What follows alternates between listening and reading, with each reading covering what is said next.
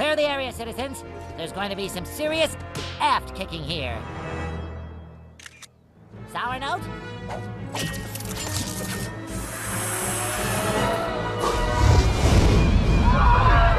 Wait! Customers!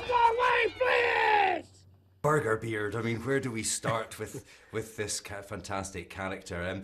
Did you have any kind of idea of what this guy was going to be like? Did you watch any old pirate films, or is he purely Antonio Banderas? In Spain we have an expression, probably in England there is kind of similar expression, but it's el hábito hace al monje, which means roughly the habit makes the monk.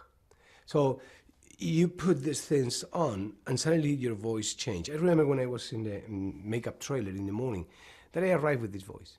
And then as much as they start putting hair, the voice was getting like this. I know, I feel good. And suddenly the pirate got together.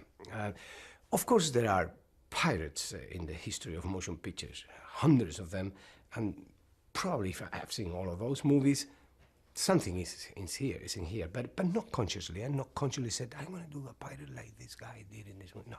Mm.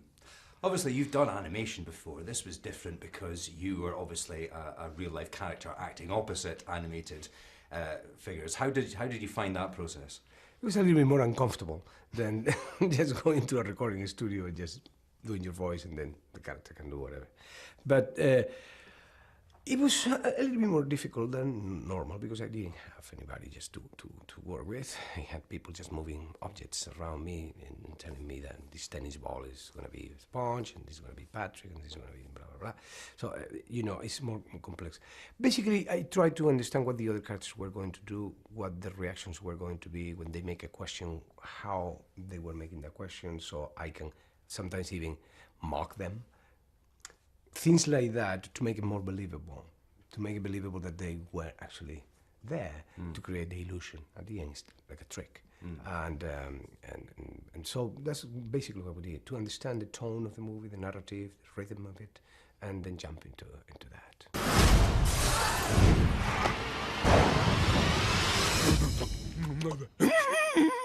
Maybe we should have picked a better superpower for you, Patrick. Obviously, the film's a comedy. You've starred in lots of comedies. What makes you laugh? What's the kind of thing that makes you... Contrasts. Something that is not supposed to be, but is.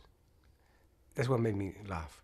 That's what I did with, for example, with Puss in Boots. Puss in Boots was very little. Okay, let's put him a big voice. And then the guy speaks like this, very suave. In a cat, it's not supposed to be. What is not supposed to be makes me laugh.